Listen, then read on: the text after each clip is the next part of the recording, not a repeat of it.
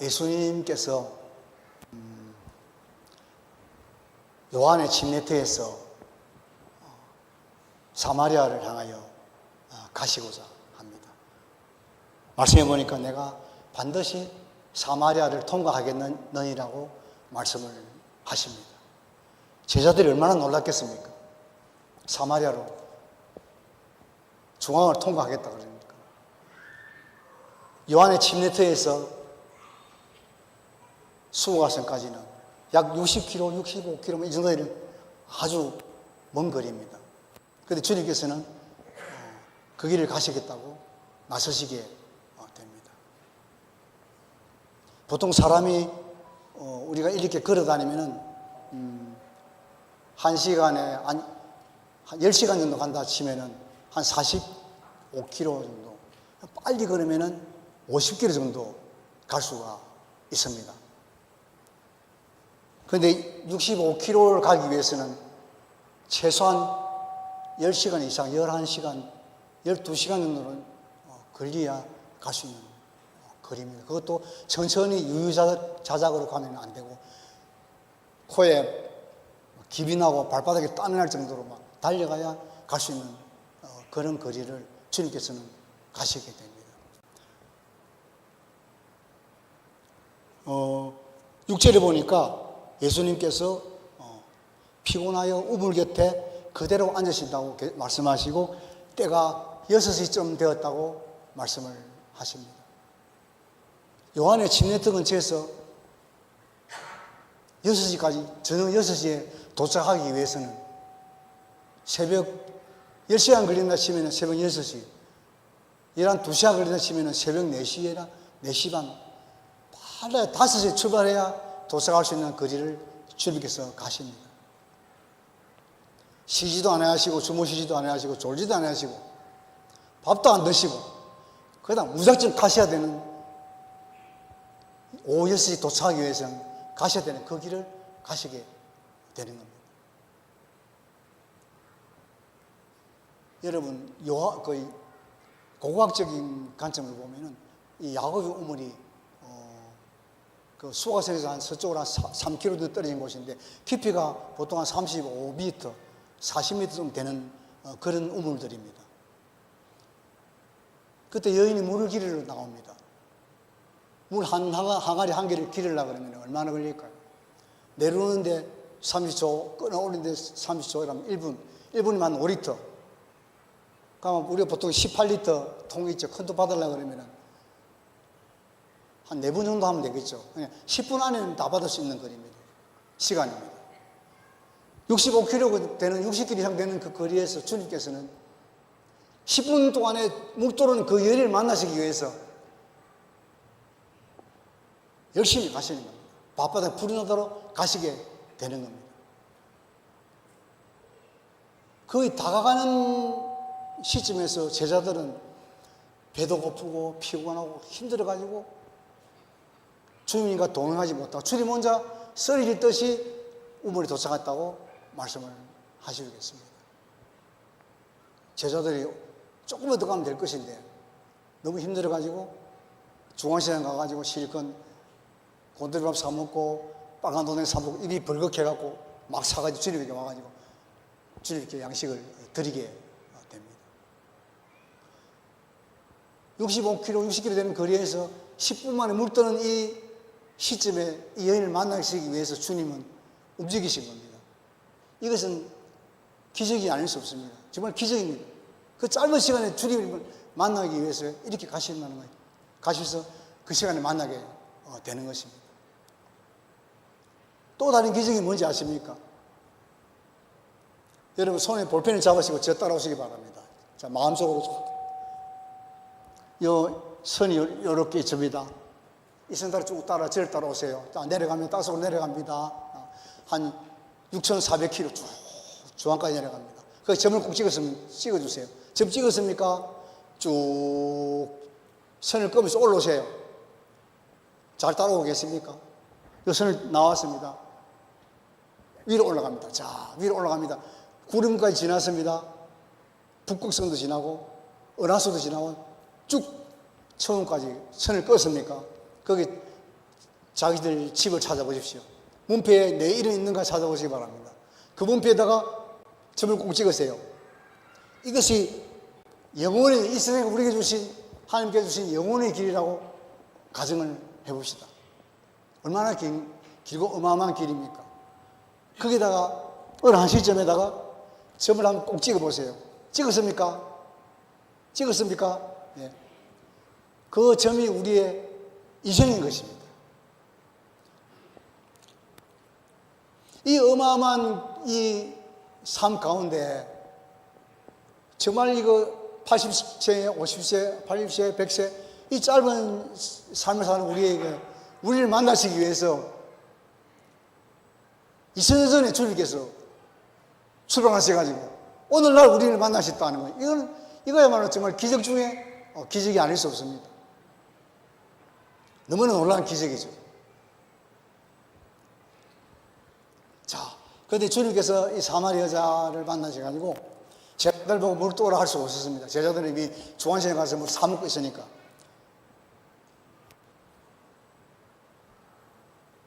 이 여인에게 물을 달라고 이야기합니다. 그때가 오후 6시쯤 됐습니다. 여러분, 마태복음에 마가복음에 누가복음 시간은 유대인 시간입니다. 근데 요한복음 시간은 로마 시간이기 때문에 6시면 그냥 6시입니다. 5시면 그냥 5시고. 그리고 6시쯤 도착했다고 말씀하시고 계십니다. 왜냐하면 이게 마태복음 27장 1절에 보면은 유대인들이, 제사장들이 예수님을 잡아가지고 대제사장에게 끌고 옵니다.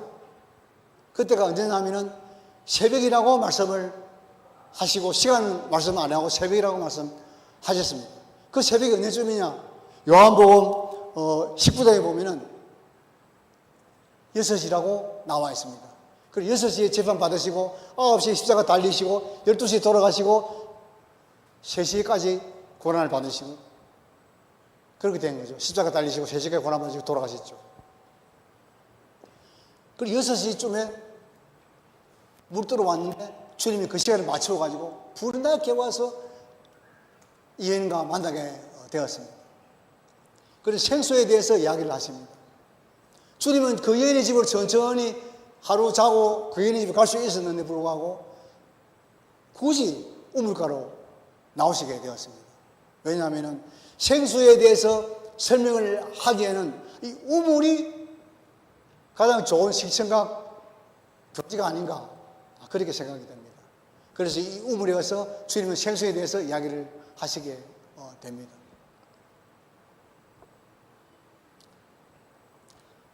그리고 이야기 도중에 주님께서는 뜬금없이 여인에게 말합니다. 갑자기 생수에 대해서 이야기하다가 내 남편을 데려오라 그렇게 이야기합니다. 이게 무슨 뜻일까요? 제가 기르기스탄에서 기쁨이 넘치는 교회 구마르시카 톨곤 저기를 설립을 하고 이렇게 교회를 진행하게 되었는데 어느 날 아이구리라는 자매 하나가 5살 된 여자아이를 데리고 저희 교회에 전도가 되어서 왔습니다. 그래서 그 상황을 들어보니까 남편 몰래 교회 모임에 나갔는데 들켜가지고 남편에게 엄청나게 맞고 다시는 못 나가게 했는데 잠잠하게 있다가 또 나갔다가 들켜가지고 이혼을 당해 쫓겨났던 그 자매가 왔었습니다. 그래가지고 교회에서 섬기는데 한참 이제 열심히 다녔는데 어느 그 무슬림들은 키리스탄의 무슬림들은 그렇습니다. 가부들, 혼자 사는 여자들 이런 불의 속에 있는 것들을 그냥 가만 안 놔둡니다. 어떻게 해서든지 그게 뭐냐면 일부 다처이기 때문에 4명까지는 법적으로 아내를 취할 수 있기 때문에 이혼하고 또 데려오고 이혼하고 데려오는 것이 세상에서는 전혀 하자가 없고 그 뭡니까 좀 이렇게 손가락질 받는 그런 행동이 아니기 때문에 그런 일들이 좀 있습니다. 두 번째 남자가 계속 결혼하자고 나하고 살자고 계속 이렇게 합니다.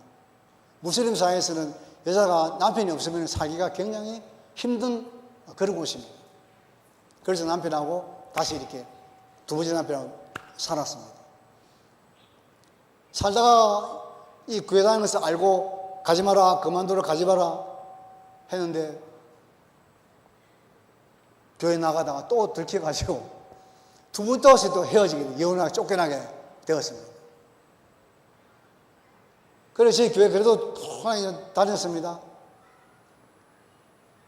세 번째 남자가 또 네 아니면 못 살겠다, 나하고 살자 이래 계속 꼬시고 이래가지고 그 자매가 저한테 찾아와서 이야기합니다. 교회 못 다니겠다 그래요. 왜요? 혼자 살기가 너무 힘드는데 이 남자가 나 자기를 너무 좋아하고 해야 되는데 또 쫓겨날 수 있으니까 나는 교회를 그냥 그만 다녀야 되겠다 이렇게 이야기하고 마음 아프지만은 어쩔 수 없이 그렇게 떠나게 되었습니다. 여기 나오는 여자는 사마리아 여자는 가늠한 여자가 아니고, 물론 가늠한 여자 같으면 이게 안 나왔겠죠. 유대인 법에 따라 돌에 맞아 죽었으니까. 굉장히 힘든 삶을 사는 고단한 여인이라고 저는 이렇게 봐집니다. 그래서 이야기합니다. 엄청난 상처를 거드린 거죠. 주님께서는. 내 남편을 데리고 오라 그렇게 얘기합니다. 무슨 뜻일까요? 예수님의 심정은 이렇습니다. 너 남편은 나다! 내가 너 남편이다! 주님께서는 이것을 말씀하시고 싶은 겁니다. 나를 만나야 산다. 내가 너의 신랑이다. 그런데 이 여인이 또 이야기합니다. 여인도 뜬금없이 또 이야기합니다. 우리 조상들은 여기서 예배드리는데 유대인들은 예루살렘에서 있다 하더라. 그렇게 또 예배에 대해서 굉장히 관심이 많은 여자였습니다. 이 자매는 예배드리는 것에 대한 갈급함이 있는 그런 하나님께서 준비시켜 놓은 준비된 여인이었습니다. 그래서 우리 조상들이 여기서 예배하는 이 그리스도상 밑에서 예배드리는데 당신들은 유대인들은 예루살렘에 있다는데 어느 쪽으로 가는 게 맞습니까? 이렇게 이야기를 합니다. 이거 보면 열왕기상 12장 25절을 보면은 르호보암 왕이 나옵니다. 이 북이스라엘 왕이죠. 이 왕이 다스릴 때인데 자기 백성들이 예루살렘으로 절기를 따라가가지고 유월절 따라가가지고 거기서 예배드리고 잘 안 돌아오는 상황이 생기기 시작한 거예요. 왕은 백성이 많아야 힘이 있는데 자꾸만 백성들이 그러고 가고 안 오고, 그래서 이 르호보암 왕이 여로보암한테 뺏기면 안 되겠다 이래가지고 송아지 금 우상을 만들어가지고 너희들이 여호와니라 여기에서 예배하라, 이제 예루살렘을 갈 필요가 없다 이렇게 이야기하고 거기서 예배를 드리게 되었던 겁니다. 이 여자가 그것을 잘 알고 있기 때문에 주님께 그것을 물었던 겁니다. 그래서 예수님께서 말씀하십니다. 너희는 알지 못하는 것을 예배하고 우리는 아는 것을 예배하노니 이는 구원이 유대인에서 남이라 이렇게 말씀하십니다. 예배라는 것은 때와 장소를 가리지 않는 하나님의 선물이다 하는 것을 주님께서 말씀을 하시고 계십니다. 23절의 말씀 같이 한번 읽어볼까요? 23절 말씀 시작. 아버지께 참되게 예배하는 자들은 영과 진리로 예배할 때가 오나니 곧 있더라. 아버지께서는 자기에게 이렇게 예배하는 자들을 찾으십니다. 이 하늘 가운데 아버지가 두 분이나 나옵니다. 자기에게 예배하는 자들을, 이렇게 예배하는 자들, 영과 진리로 예배하는 자들을 찾으신다고 말씀하십니다. 영과 진리로 이게 무슨 뜻일까요? 우리 박처진 전도사가 중학교 3학년 졸업을 하고 이제 고등학교 수능을 준비하고 하는 그 시절에 저한테 왔습니다. 아버지, 왜? 이제 휴대폰 하나 사주시면 안 되겠습니까? 그렇게 이야기했습니다. 그래서 고등학교 들어가는 기념으로 하나 사주게 되었습니다. 대학교 수능을 치고 대학교에 들어가게 되었습니다. 우선 공과대학교에 들어가서 쪽지를 하나 가지고 왔습니다. 합격 통지서와 함께. 아버지 이거 이번 달까지 내야 됩니다. 등록금입니다. 얼마냐? 500만 원 가까이 됩니다. 우리 아들이 저한테 또 이야기하면 학교가 또 오면 엄마 밥 주세요 그럽니다. 철진 전도사가 저한테 그때 당시에는 10원 한 장 맡겨놓은 거 없습니다. 천원짜리 한 장 저한테 맡겨놓은 게 없습니다. 얼마나 뻔뻔합니까? 괜히 뻔뻔하죠. 그런데 아주 자신있게 말합니다. 노트북 사주세요. 등록금 내야 됩니다. 주세요. 그럼 저는 이렇게 이야기합니다. 지금 내가 돈이 없으니까 앞집에 아저씨 돈 많다. 그거 가서 한번 이야기해봐라. 지금 우리 쌀이 없다. 그러니까 우리 집에 아줌마 밥 잘한대. 그거 가서 밥 먹고 온나. 저는 절대 이렇게 이야기 한 번도 한 적이 없습니다. 왜요? 아들이기 때문에. 아들은 아버지이기 때문에 이야기하는 거고, 저는 아들이기 때문에 그렇게 이야기하는 겁니다. 밥만 축내고 아무것도 하는 거 없어도 아들이기 때문에 존재 자체가 아버지는 귀하고 존재 자체가 감사가 되고 기쁘기 때문에 그렇게 됩니다. 영과 진리라는 관계가 하나님과 우리의 관계가 이렇게 되어야 하나님께서 기쁘시게 받을 예배가 된다. 그렇게 저는 생각합니다. 하나님께 대한 100% 신뢰, 하나님께 대한 100% 믿음, 이런 마음이 영과 진리의 마음이 아닐까 그렇게 생각합니다. 우리 사랑하는 성도 여러분께서도 이런 마음을 가지고 사시게 되면 아버지니까 주시고 아버지니까 해결해 주십니다. 이러한 확실한 믿음을 가지는 게 하나님께서 기뻐하시고 즐겨 받으시는 예배자의 모습이고 아들의 모습이다. 그렇게 생각이 듭니다. 자, 여인이 주님을 만난 다음에 물동이를 버려두고 동네로 들어가서 사람들에게 말합니다.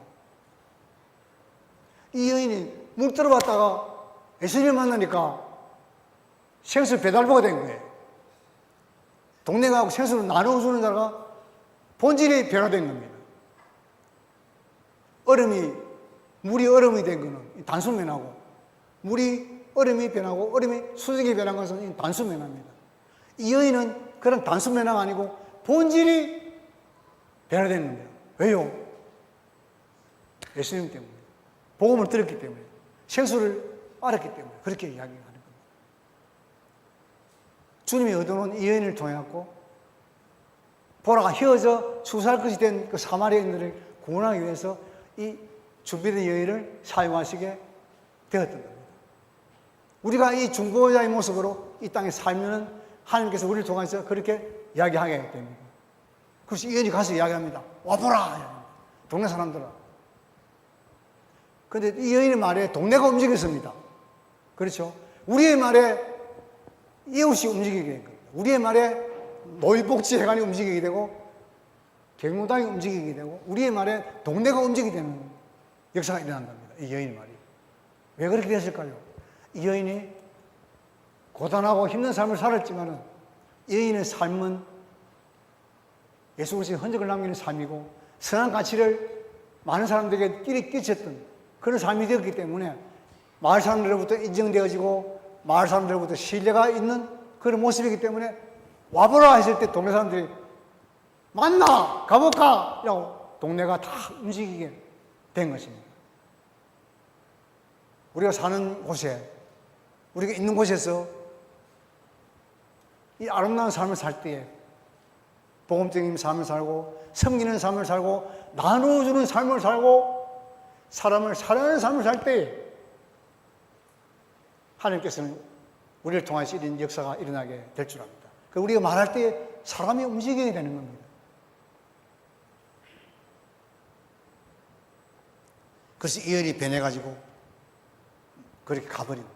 그때 이제 제자들이 빨간 옷을 막 먹고 입술이 벌겋게 해갖고 막 왔습니다. 와가지고 주님 맛있는 이 곤드리밥하고 이거 택하우스 해왔는데 드셔보시죠. 그렇게 이야기를 했습니다. 근데 주님께서 유명한 말씀을 하십니다. 같이 한번 말씀 한번 띄워줄 수 있을지 모르겠네요. 32절에 말씀, 이런 말씀이 있습니다. 제가 읽어보겠습니다. 제자들이 와서 랍비여 잡수소서 이렇게 이야기합니다. 그 주님께서 말씀하십니다. 내게는 너희들이 알지 못하는 양식이 있는데 그 양식이 있는 게 뭔지 아느냐? 그렇게 제자들이 말씀하십니다. 나에게는 너희가 알지 못하는 양식이 있다. 그렇게 말씀. 그게 무엇입니까?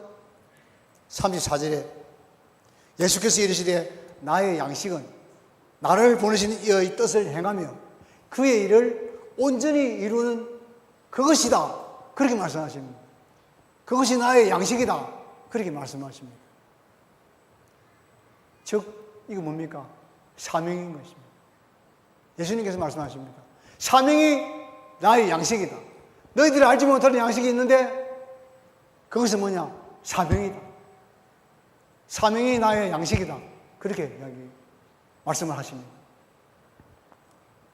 우리의 사명이 뭡니까? 우리의 양식이 뭡니까? 현대인들은 배부르고 덕다시면 하나님입니다. 그게 최고입니다. 그것이 양식입니까? 물론 양식입니다.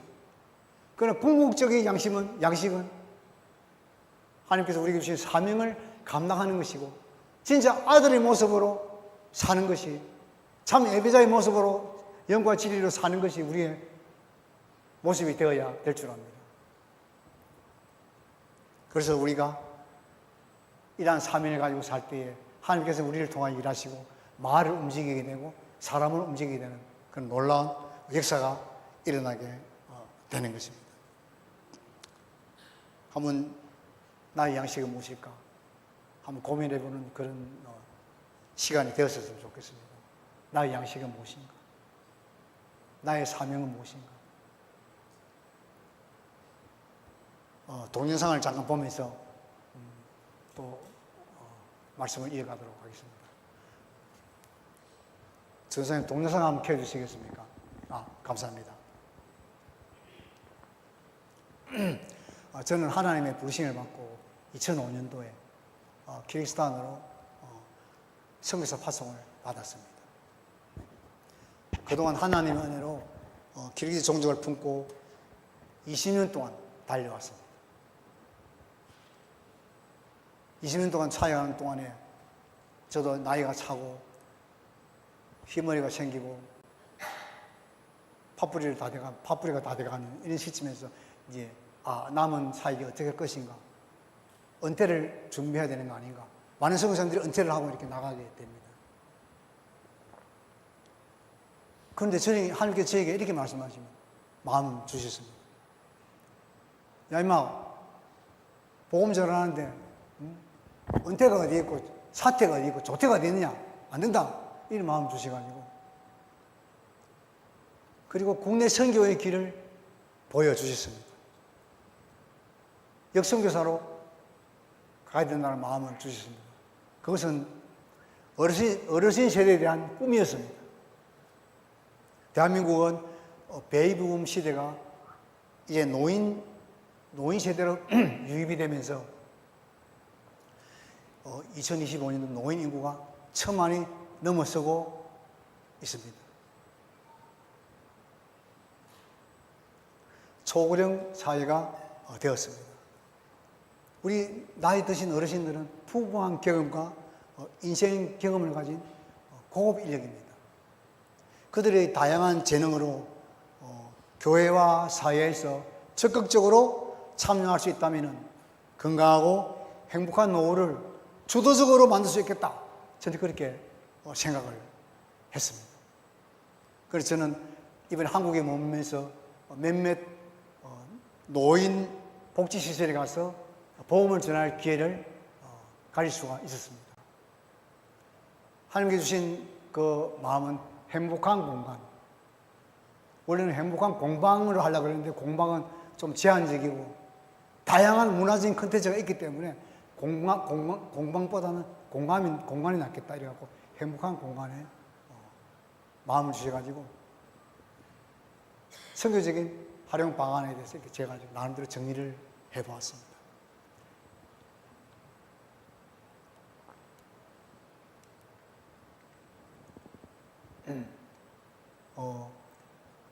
이 요한원에 가서 복음을 전하고 그들을 섬기게 되었습니다. 다 80대, 90대 되시는 분들이 이렇게 다 있었습니다.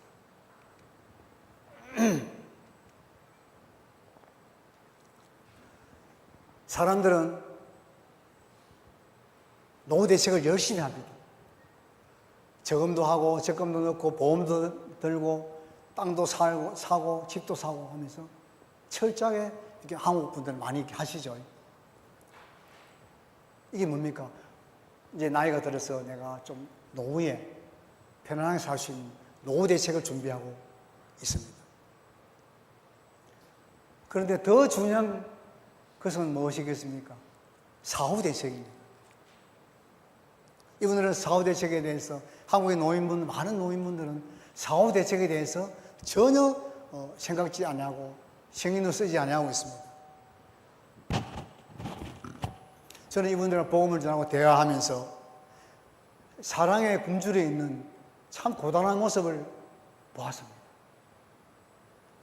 돈도 없고 자녀도 옆에 없고 마음은 외롭고 몸은 아프고 그야말로 소망 없이 하루를 살아가는 그런 모습으로 지내고 있는 것을 보았습니다.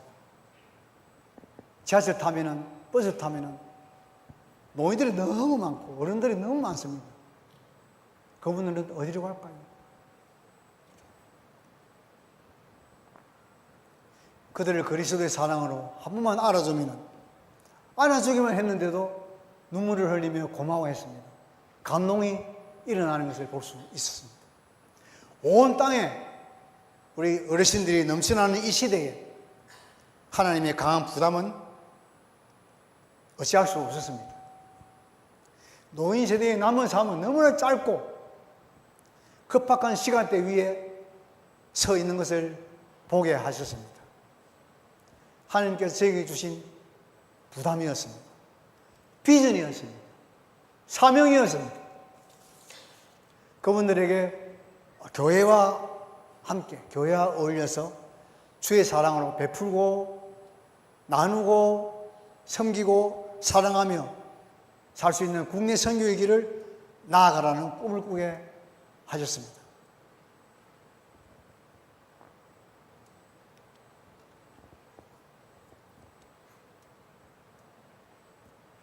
어떻게 섬길까를 어떻게 돌봐드릴까가 아니라 어떻게 함께 할까를 추구하는 생각을 가지게 되었습니다.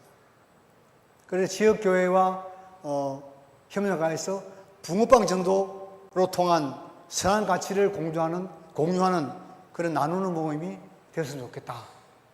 그런 마음을 주셨습니다. 제가 부산에 있으면서 붕어빵 전도를 한 2달 가까이 이렇게 같이 접하면서 나눠주는 데를 따라가 보기도 하고 굽는 거 옆에서 보기도 하고 이야기도 들어보았습니다. 그냥 무작정 매주 그냥 구워가지고 무작정 노인들에게 이렇게 찾아가서 나눠주고 한 달 하고 2달 하고 6개월 하고 1년 하고 2년을 하고 그렇게 하면서 교회 오라 말은 안 하고 그냥 사랑으로 섬기고 봉사하고 그렇게 하니까 제가 따라가 보니까 노인들이 이 어르신들이 붕어빵 한 개를 기다리고 있는 거예요. 일주일 동안. 그걸 매주 금요일 꾸부가 가는데 한 개 더 달라는 분도 계시고 너무 반가워하고 좋아하는 거예요. 그런데 교회에서 초투장치를 합니다. 소금 먹은 사람이 힘 쓴다고 이분들이 교회가 꽉 차게 오는 거예요. 한문연도는 할 때마다 행사할 때마다. 저는 그걸 보면서 야 저걸 저렇게 섬기면 좋겠다. 그런 마음 주셔가지고 우리 행복한 공간에서 저것을 활용하면 좋겠다. 이런 마음을 주셔서 준비하려고 합니다. 그리고 천국의 소망을 가지고 믿음의 생활을 할 수 있는 복음 전파의 기회로 삼을 것입니다. 그리고 각자의 재능을 발휘, 이분들의 재능을 끌어올리고 또 준비시키고 새로운 도전으로 작품 활동을 하면서 그 만남을 통하여 성취감을 얻도록 하는 그런 함께하는 모임이 되었으면 좋겠다 하는 마음으로 가지고 있습니다. 그리고 삶의 의미를 찾아서 다시 친구들을 다시 초청하는 재밌는 공간을 만들어가며 꿈을 이루는데 그 뿌리를 둘 것입니다. 행복한 고인간 모임 안에는 서로 교제하며 떡을 떼며 이렇게 인두와 또 서각, 캘리그라피 등의 작품을 통해서 자기 개발에 대한 꿈과 취미를 습득하여 자존감을 높이고 삶의 의미를 발견하게 하겠습니다.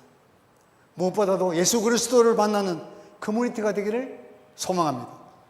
그래서 죽음과 삶의 가치를 찾아가는 공간이기를 지향합니다.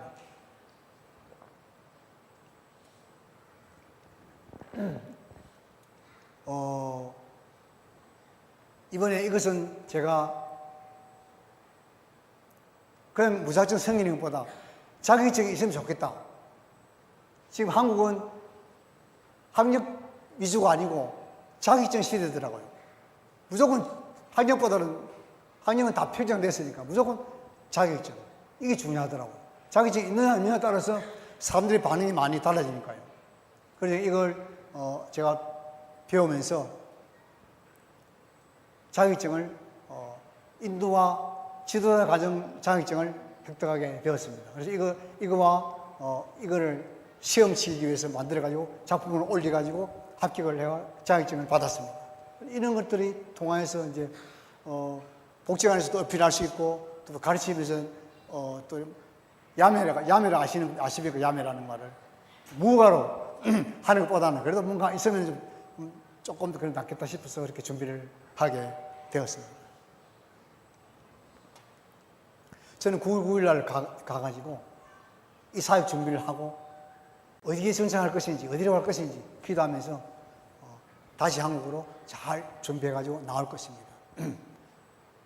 아내는 어떻게 할 거냐? 여보 같이 갑시다. 이제 이렇게 우리가 나이도 되고 이제 같이 가고 국내 사역 내가 성교 받은 비전이 이겁니다. 그렇게 이야기했을 때 아내는 내가 받은 비전은 이겁니다. 이야기하는 거예요. 그러면서 못 가겠다는 겁니다. 원래 제 아내는 그 kirgistan에서 생을 마치기로 이렇게 마음을 먹고 있었거든요. 그래서 제가 갑자기 중간에 이런 꿈을 꾸게 돼가지고 하나님 주신 비전이 받아가지고 나 가야 되겠다 이러니까 자기도 따라올 줄 알았는데 안 간다는 거예요. 그 성교에서 요만한 5살, 6살 먹었던 아이들이 이제 커가지고 교회에서 계속 성행해가지고 저희들이 4명을 대학교 보냈거든요. 걔들이 이제 졸업하고 있었는데 저희들이 한국에 나오기 전에 이 아이들 비스케고로 수도로 이제 직장을 구하기 위해서 왔거든요. 그래서 이 아이들과 초청해가지고 만나면서 이 아이들한테 꿈을 하나님께 주신 거예요. 그래서 모르겠다는 겁니다. 그래가지고 또 자기가 또 18년 또 해오던 그 전도협회 세우던 어린이 사역 같이 연합하는 현지 사역자 있거든요. 그 동자하고 계속 그 꿈이 아직까지 남았다는 거예요. 그래서 할 수 없이 나는 내대로 가야 되고 자기는 자기대로 남아야 되는 하나님께 주신 마음이니까 이거는 우리가 어떻게 할 수 없다. 그래가지고 제가 한 1, 2년 내가 한국 나가서 호래비로 살겠다. 그렇게 마음 먹고 자기는 한 1, 2년 더 있다가 그 마무리하고 다 이렇게 하고 나오겠다. 그렇게 해서 별거 아닌 별거가 시작이 되어야 될 것 같습니다. 그리고 추가 사역이 아내가 지금 준비하고 있는데요. 지금 한국에 다문화 가정이 많이 유입되고 있잖아요. 이 다문화 가정 아이들에게 한국어 가르치고 한국 문화를 가르치고 또 복음을 전달하고 문화를 전달하는 그런 쓰임받기 위해서 아내가 또 준비하고 있습니다. 지금 2학년 1학기 마치고 이제 4학년까지 해야 되는데 조금 남았습니다. 그 하면은 사회복지사 자격증 한국 교사장, 교원자격증 이렇게 따게 되면 또 많이 또 성립 부분이 있지 않나 생각이 듭니다. 여러분들 도전합니다. 배우십시오. 공부하십시오. 취미를 반복하면은 뭐가 될까? 취미를 반복하면 나의 가치성이 높아집니다. 그 가치성을 계속 하다 보면은 기능인이 되겠죠. 그 기능을 계속 하다 보면은 전문가가 되는 겁니다. 전문가가 되면 사람을 얼마든지 섬길 수 있는 겁니다. 복음을 전할 수 있는 하나의 접촉점이 충분하게 될 수 있는 거거든요. 나는 60이다, 나는 70이다, 나는 80이다. 이거 상관없습니다. 건강하시면은 무조건 배우십시오. 한국에는 배울 게 너무너무 많더라고요, 와보니까. 오만 거, 때만 거 다 있습니다. 장학금도 줍니다. 무료로 배울 수도 있고. 너무너무 좋더라고요. 준비된 자를 쓰시는 하나님께서는 준비하면 반드시 쓰십니다. 사람을 섬긴다는 기쁨이 얼마나 좋은지 아십니까? 너무너무 좋은 거예요. 사람을 섬기는 것은 너무 행복한 일입니다. 경험해 보시면 아실 겁니다.